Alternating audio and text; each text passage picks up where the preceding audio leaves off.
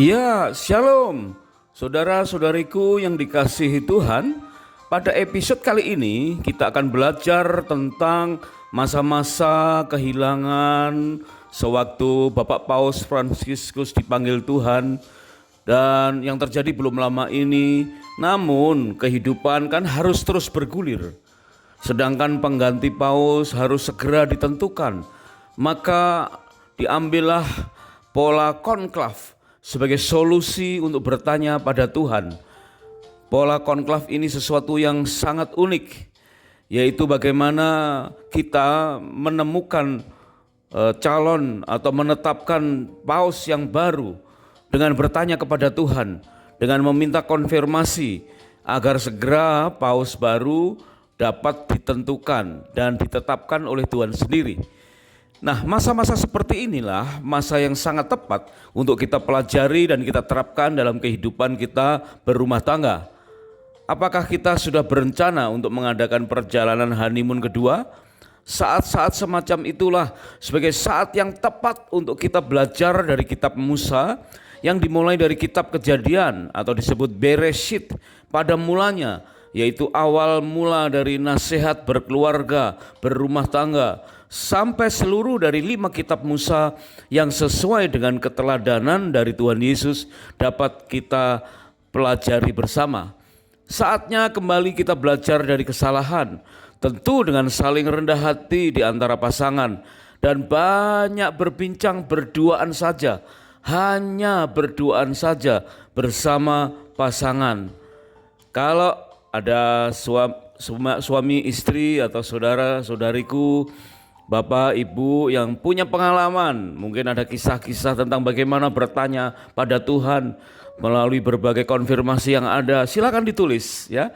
Pengalaman Anda yang indah itu mari ditulis di kolom komentar supaya bisa menjadi berkat bagi banyak dari kita. Nah, pada episode kali ini kita khusus akan belajar tentang pola semacam konklav, suatu sarana untuk bertanya pada Tuhan. Bagaimana kita dapat menerapkannya saat-saat khusus, terutama saat penentuan perjodohan. Mungkin ini tidak kita perlukan untuk kita dan pasangan lagi karena kita sudah menikah. Tetapi mungkin hal ini dapat kita tularkan atau kita bisa membimbing anak-anak kita untuk mengalami hal-hal sedemikian sehingga mereka mendapatkan jodoh atau pasangan yang benar-benar atas konfirmasi dari kehendak Tuhan. Mari kita mulai pelajaran kita pada episode kali ini. Yuk kita mulai.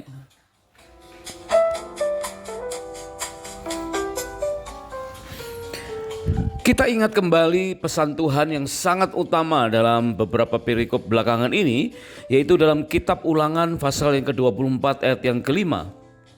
Kita tahu bahwa kitab Ulangan itu adalah suatu pelajaran yang diulang-ulang atau mengulang dari apa yang pernah Tuhan kerjakan atau pernah Tuhan katakan kepada bangsa Israel. Meskipun secara letterleh kita tidak bisa mendapatkan kalimat-kalimat yang persis seperti itu, tetapi kita yakini bahwa banyak peristiwa-peristiwa yang dalam kisahnya itu memenuhi dari apa yang tercatat dalam kitab-kitab Ulangan, terutama dalam kitab Ulangan pasal ke-24 ayat yang ke-5, yaitu suatu nasihat, bahkan suatu perintah kepada seseorang laki-laki dan perempuan yang baru saja menikah. Dikatakan janganlah ia maju berperang bersama tentara atau dibebankan suatu pekerjaan selama 1 tahun lamanya. Ia harus bebas demi rumah tangganya dan menyenangkan atau menyukakan hati pasangannya. Wow, ini suatu perintah, suatu pola yang sangat indah, di mana suami istri kapanpun seumur hidup pernikahan diharapkan terampil dimulai dari saat ketika baru menikah, yaitu mengadakan honeymoon atau bulan madu untuk saling menyukakan, belajar untuk fokus saling menyukakan. Sebab itu untuk mendapatkan perjodohan siapa pasangan kita yang dari Tuhan itu bukan sesuatu yang mudah. Betul-betul harus memenuhi apa yang menjadi kehendak Tuhan. Karena perintah Tuhan untuk saling menyenangkan ini harus diawali dari tidak salahnya kita memilih pasangan hidup sesuai dengan kehendak Tuhan. Mari dapatkan pemahaman yang lebih dalam dan mengalami manfaat yang maksimal saat kita mengadakan bulan madu kedua untuk saling menyukakan, terampil saling menyukakan. Dan ini harus dimulai seidealnya adalah ketika penetapan pasangan itu sesuai dengan konfirmasi atau kehendak Tuhan. Meskipun kita waktu itu belum mengerti akan hal ini, tetapi bukalah hati ya, demi kesempatan kita berdua belajar, berkesempatan saling menguliti kelemahan kita untuk kita praktekkan hal-hal yang benar di waktu-waktu yang ke depan dalam rumah tangga kita. Kita mungkin harus rela untuk dikuliti dalam kelalaian pola bergereja sebagai keluarga rohani dan menegur kesalahan kita di dunia kerja. Benar-benar setiap episode merupakan sarana untuk melakukan introspeksi dan kita rela belajar dari kesalahan. Dalam pola konklav yang perlu kita adopsi saat mengambil keputusan ke depan, kita bisa belajar melalui kisah pertemuan antara Yakub dan Rachel. Ketika Yakub melihat Rachel serta kambing domba milik bapak Laban, ayah Rachel, Yakub datang mendekat, lalu menggulingkan batu dari mulut sumur dan memberi minum kambing domba yang digembalakan Rachel itu. Ini suatu pertemuan awal yang sangat mentakjubkan. Langsung ada tindakan-tindakan positif, tolong menolong, ketertarikan meskipun kita tidak bisa melihat dari kata-kata yang tertulis. Ketertarikan dalam hal fisik belum terlihat di sini, tetapi sudah ada kesan pertama yang sangat menggoda, ya, kesan pertama yang sangat menggoda untuk melakukan tindakan-tindakan yang positif. Suatu kebajikan yang terlihat bagai motivasi yang tersembunyi dari dalam hati Yakub. Dari kisah tersebut menunjukkan bahwa antara Yakub dan Rachel, meskipun masing-masing belum nampak tertarik secara fisik atau jasmani, tetapi masing-masing menunjukkan sifat kebajikan. Walaupun Rachel itu adalah seorang wanita, tetapi bersedia menggembalakan kambing domba milik ayahnya. Sedangkan Yakub menunjukkan sifat kebajikannya dengan menggulingkan batu dari mulut sumur untuk membantu memberikan minum bagi kambing domba Rachel yang belum dikenalnya. Nampaklah bahwa mereka berdua bukanlah saling tertarik karena kesan visual pada pandangan pertama secara fisik. Kemudian dalam kitab Kejadian pasal yang ke-29 ayat 15 sampai 17, setelah Yakub berkenalan dengan bapak Laban yaitu orang tua Rachel dan menyatakan keinginannya untuk bekerja, barulah mereka saling memancarkan daya tarik secara fisik dan visual. Ayat-ayat itu mengisahkan tentang Laban yang mempunyai dua anak perempuan, yang lebih tua namanya Lea dan yang lebih muda namanya Rachel. Lea si kakak tidak berseri matanya, tetapi Rachel si adik itu elok sikapnya dan cantik parasnya. Perhatikan kata elok sikapnya. Lagi-lagi hal ini berbicara tentang adanya sifat kebajikan. Jadi bukan sekedar cantik parasnya secara fisik, ya, tetapi memang Rachel itu cantik tetapi juga sikapnya elok. Sikap menunjukkan tingkah laku, gerak-gerik, body language, tutur bahasa, kesopanan, dan etika. Bukan hanya tampak secara luar sebagai paras yang cantik, tetapi juga elok sikapnya. Berarti betapa pentingnya sifat kebajikan yang ada dalam diri Rachel yang bisa dibaca oleh Yakub sejak awal. Mungkin Yakub pernah mendapatkan cerita dari ibundanya, yaitu Ibu Ribkah, tentang kisah perjumpaan awal dengan Ishak, ya, ayah dari Yakub. Ketika pertama kali Ribkah berjumpa dengan hamba Abraham atau Eleazar, saat itu Ribkah dinilai mempunyai sifat kebajikan. Seperti makna doa dari hamba Abraham, begitu berjumpa dengan Ribkah dianggap sebagai konfirmasi jawaban Tuhan dengan menilai Ribkah yang mempunyai sifat kebajikan. Karena pada saat itu Ribkah bersedia memberi minum hamba Abraham beserta 10 ekor untanya. Wah, ini sesuatu kerelaan hati yang sungguh luar biasa. Karena kita tahu setiap ekor unta begitu menyedot air untuk minum, itu bisa belasan liter jumlahnya. Jadi jumlah yang tidak sedikit. Di dalam Kejadian pasal yang ke-24 ayat yang ke-17 sampai dengan 20, firman Tuhan mencatat, hamba itu berlari menemuinya dan berkata, tolong beri aku minum sedikit air dari kendimu. Jawabnya, minumlah Tuan. Ia segera menurunkan kendinya ke tangannya dan memberi minum. Setelah ia selesai memberi hamba itu minum, ia berkata, untuk unta-untamu juga akan kutimba air sampai semuanya selesai atau puas minum. Ia segera menuang air dari kendinya dan ke dalam palungan dan berlari lagi ke sumur untuk menimba air. Ia menimba air untuk semua unta orang itu. Wow, luar biasa ya. Ada satu kebajikan dan kerelaan hati yang keluar dari sikap wanita ini. Ya, dan di situ menunjukkan bahwa Abraham yang diwakili oleh hambanya menemukan Ribka, ya, menemukan Ribka sebagai calon istri dari Ishak. Luar biasa konfirmasinya.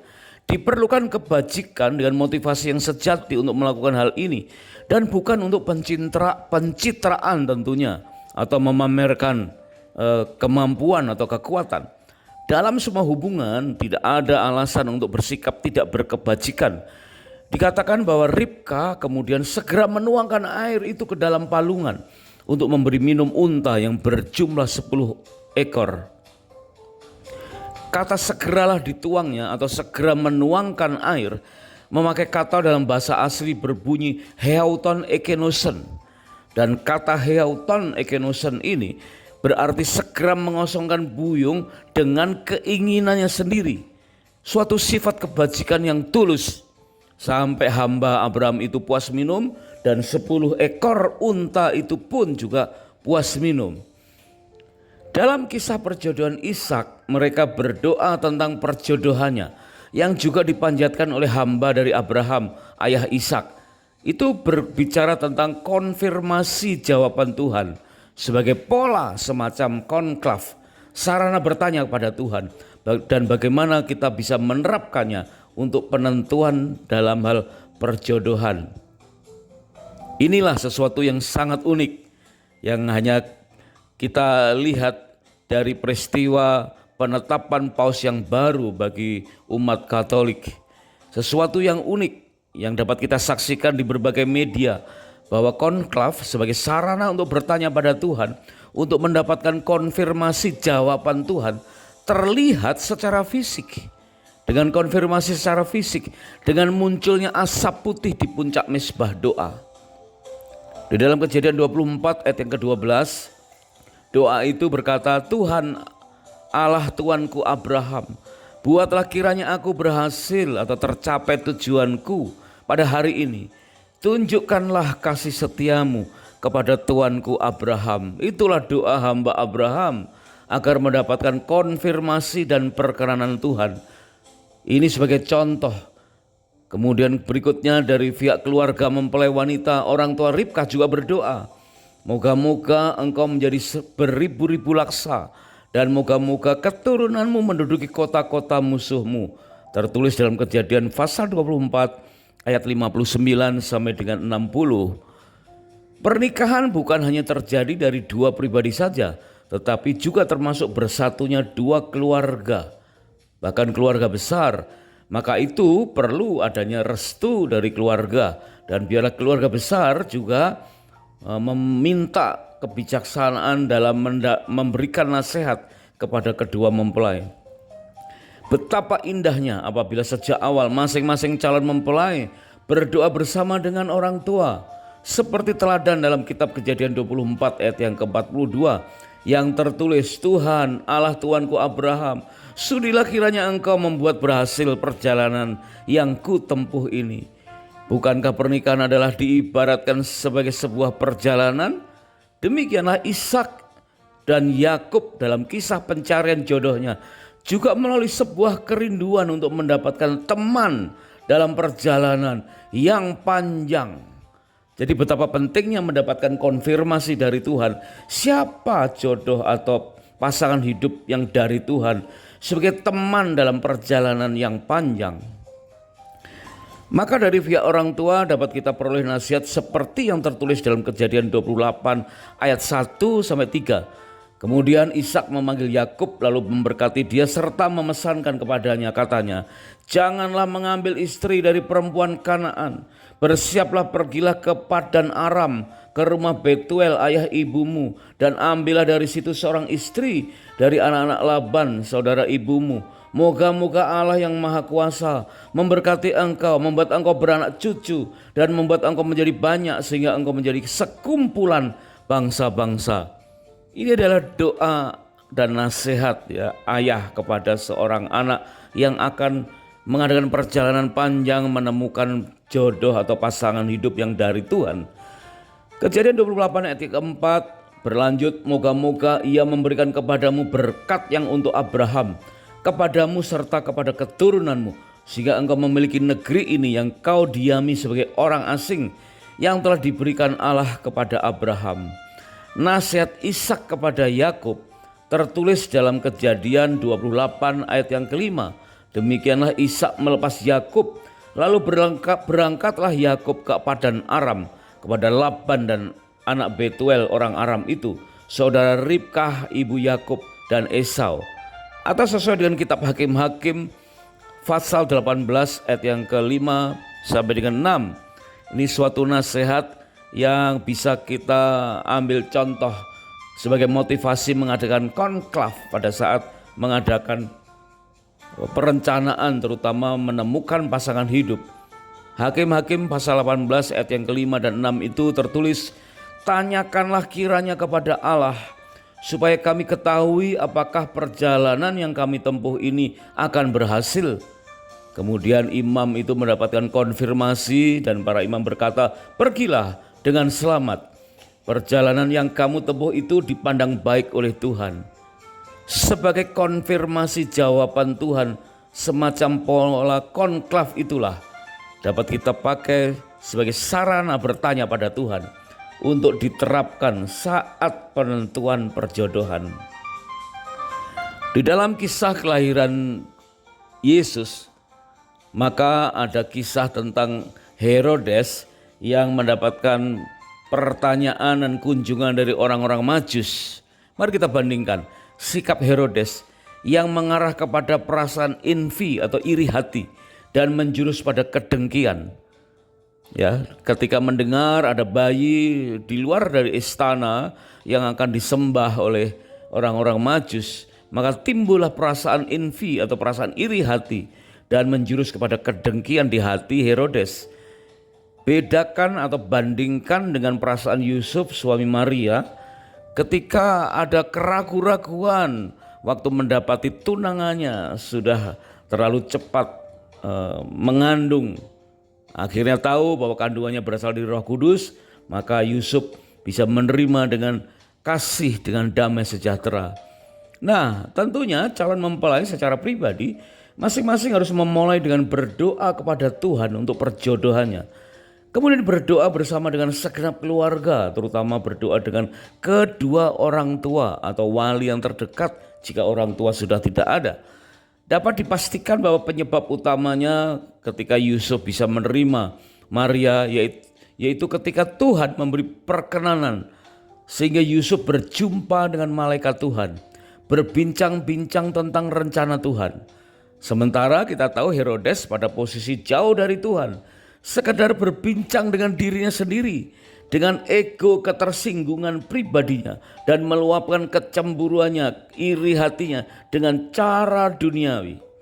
Dan kemudian memerintahkan bayi-bayi di bawah usia 2 tahun untuk dibunuh, ya, bayi laki-laki usia di bawah 2 tahun untuk dilempar ke Sungai Nil.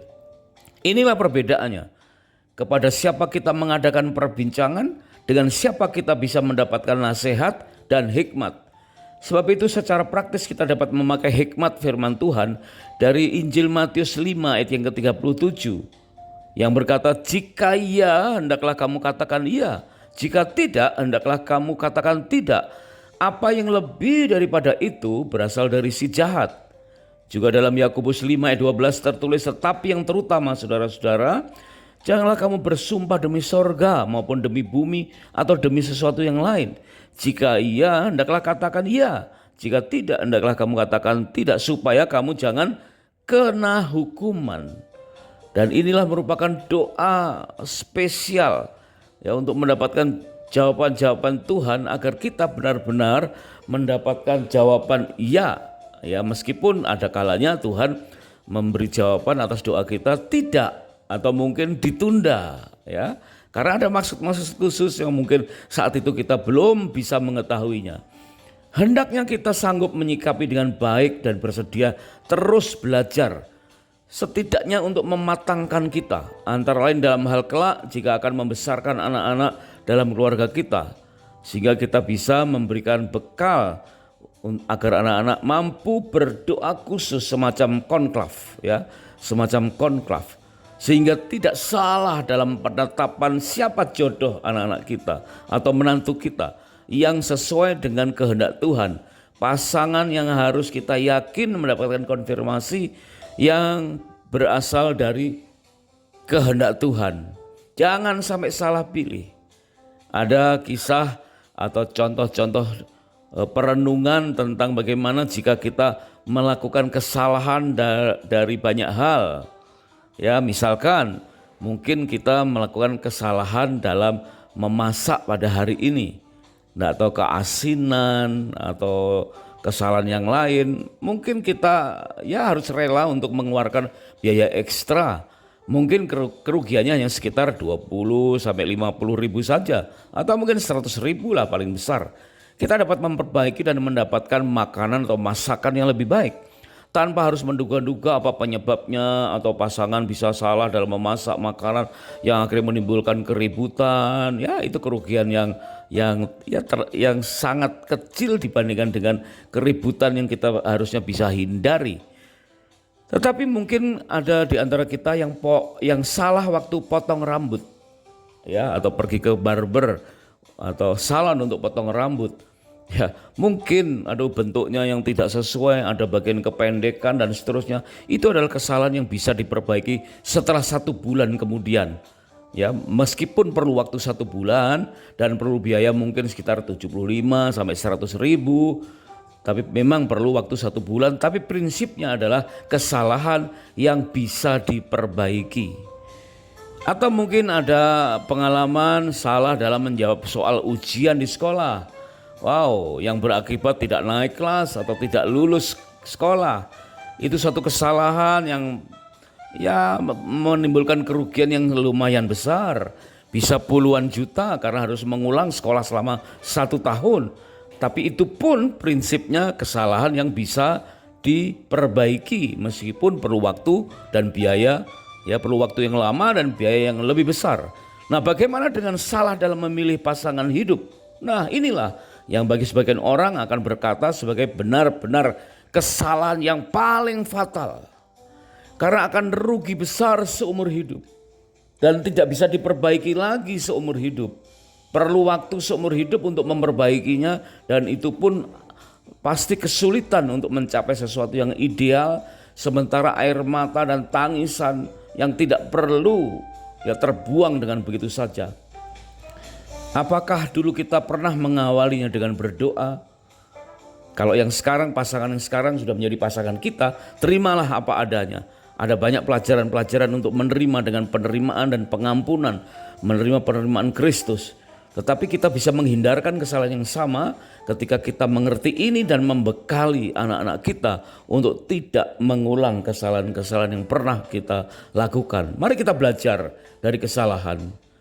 Kesalahan ini akan membuat kita tidak merasakan suasana surga dalam rumah tangga, ya, sehingga perlu waktu untuk memperbaikinya sampai suatu saat Tuhan izinkan kita mengalami perbaikan. Yesaya 55 ayat yang ke-8 sampai dengan 13. Firman Tuhan berkata, sebab rancanganku bukanlah rancanganmu dan jalanmu bukanlah jalanku. Seperti tingginya langit dari bumi, demikianlah tingginya jalanku dari jalanmu dan rancanganku dari rancanganmu. memberikan benih kepada penabur dan makanan atau roti kepada orang-orang yang mau makan. Sebagai ganti semak duri akan tumbuh pohon sanobar, dan sebagai ganti kecubung akan tumbuh pohon murat. Hal itu akan terjadi sebagai kemasyuran bagi Tuhan. Amin. Tidak ada yang mustahil. Meskipun kita pernah salah, tetapi hari ini ada kabar baik bahwa Tuhan memberikan rancangan yang terbaik. Kita bisa kembali dalam pertobatan kita dan menghindarkan kesalahan itu dalam kehidupan keluarga atau anak-anak kita. Berpikirlah positif bahwa rancangan kita bukanlah rancangan Tuhan, sebab jalan Tuhan bukanlah jalan kita. Itulah persiapan hati yang harus kita kerjakan saat ini ketika kita sedang mengadakan honeymoon yang kedua.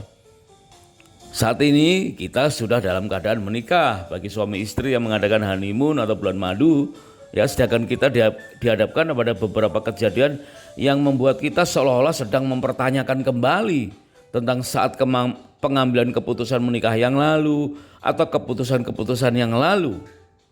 Nah, perhatikan, berbeda dengan Herodes, Yusuf suami Maria berespon positif karena ada benih baru dari perjumpaan dengan Tuhan. Milikilah perjumpaan dengan Tuhan supaya ada benih baru, dan itu kita bisa dapatkan dengan pola semacam konklav yang hari-hari ini kita bisa saksikan. Boleh jadi Tuhan memang merancang perjalanan hidup keluarga kita seolah-olah naik dan turun dan mengalami beberapa hal yang nampak salah dalam hidup kita. Ya, seolah-olah kita kecewa dengan hal-hal yang seolah-olah sulit. Tetapi ketika benih iman itu kita miliki, ya dikatakan kata sebagai ganti, ya sebagai ganti itu betul-betul hati kita, tanah hati kita berganti dengan hati tanah yang baru. Doa berikutnya dalam Kejadian 24 ayat ke-12 tadi dikatakan, Tuhan Allah Abraham, buatlah kiranya aku berhasil tercapai tujuanku pada hari ini. Tunjukkanlah kasih setiamu kepada Tuanku Abraham. Doa untuk mendapatkan kasih setia Tuhan melalui doa, pujian dan penyembahan. Ada benih baru akibat dari perjumpaan dengan Tuhan secara otentik, sehingga saatnya iman kita bukan merosot tetapi semakin melambung tinggi. Kita akan naik dan mencapai kedekatan, keintiman dengan Tuhan. 1 Samuel 16 ayat yang ke-7, ada suatu kesalahan yang pernah dialami oleh seorang nabi. Jadi ini adalah membuka kelegaan hati kita bahwa ya kita perlu belajar dari banyak kesalahan, karena toh nabi pun pernah melakukan kesalahan. Dalam 1 Samuel 16 ayat ke-7 itu tertulis, tetapi Tuhan berfirmanlah kepada Samuel, jangan pandang rupanya atau parasnya atau perawakannya yang tinggi, sebab aku telah menolaknya. Bukan seperti yang dilihat manusia, sebab manusia melihat apa yang di depan mata, tetapi Tuhan melihat hati. Sebab itu nasihat bagi anak-anak kita yang sedang bergumul dalam menentukan calon pasangan hidupnya, selalu kita katakan bahwa janganlah mereka hanya mengandalkan ketertarikan secara fisik semata. Unsur penampilan bisa jadi hal yang penting, tetapi bukan hal yang utama. Terlebih jangan hanya mengandalkan daya tarik pada pandangan pertama. Karena prinsip firman Tuhan adalah manusia melihat apa yang di depan mata, tetapi Tuhan melihat hati. Betapa eloknya jika kita benar-benar mencari kehendak Tuhan melalui pola semacam konklav, ya, dalam menentukan siapa jodoh anak-anak kita. Jika perlu mintalah tanda atau konfirmasi. Di dalam Kejadian 24 ayat yang ke-14 sampai 21 tadi dikatakan merupakan konfirmasi yang diberikan Tuhan kepada hamba dari Abraham, yaitu kiranya terjadilah anak gadis yang kusapa dengan kata-kata ini, tolong miringkan kendimu atau buyungmu supaya aku minum. Dan ternyata benar-benar dengan hati yang terbuka, ya, buyung itu dikosongkan untuk minum hamba Abraham dan 10 ekor unta. Itulah contoh doa dari hamba Abraham agar Tuhan memberikan tanda, dan contoh itu bisa kita adopsi sebagaimana pola konklav, yaitu untuk mendapatkan konfirmasi jawaban Tuhan dalam segala hal dalam perencanaan kita ke depan. Sarana bertanya untuk Tuhan, dan biarlah pola-pola konklav ini bisa kita praktekkan dalam kehidupan nyata yang lainnya. Ada banyak contoh-contoh yang menunjukkan bahwa pola semacam konklav itu sebetulnya sudah terjadi sejak lama. Peristiwa semacam yang dialami oleh Yakub, yang dialami oleh hamba Abraham, ya, itu contoh agar Tuhan memberikan tanda sebagai konfirmasi jawaban Tuhan, semacam konklav, sarana-sarana yang Tuhan izinkan sehingga kita bisa mendapatkan konfirmasi dari jawaban Tuhan. Contoh-contoh penerapan pola konklav itulah yang perlu kita adopsi, yang perlu kita terapkan dalam seluruh segi kehidupan kita saat kita merancang sesuatu untuk hal-hal yang ada ke depan. Terima kasih sudah menyimak, dan kami sangat bersukacita jika episode ini dapat menjadi berkat, dan berkenan untuk subscribe atau like, dan silakan di-share ke pasangan yang lain. Kiranya Tuhan memberkati pernikahan dan rumah tangga kita dengan berlimpah-limpah. God bless.